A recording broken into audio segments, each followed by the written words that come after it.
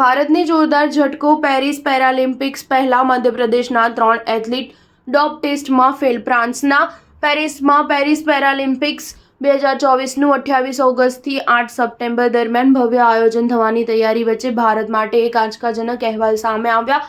Paris પેરાલિમ્પિક્સનું આયોજન ખાસ કરીને વિકલાંગ ખેલાડીઓ માટે કરવામાં આવે છે. તેમાં વિવિધ પ્રકારની વિકલાંગતા ધરાવતા ખેલાડીઓ ભાગ લે છે. જો કે પેરિસ પેરાલિમ્પિક્સની શરૂઆત પહેલા જ ભારતને જોરદાર ઝટકો લાગ્યો છે. નેશનલ એન્ટી ડોપિંગ એજન્સીએ એક રિપોર્ટ જાહેર કર્યો છે, જેમાં કહેવામાં આવ્યું છે કે પેરિસ પેરાલિમ્પિક્સ માટે ક્વોલિફાય થયેલા મધ્યપ્રદેશના 3 નામાંકિત ખેલાડીઓ ડોપ ટેસ્ટમાં ફેલ થઈ ગયા છે.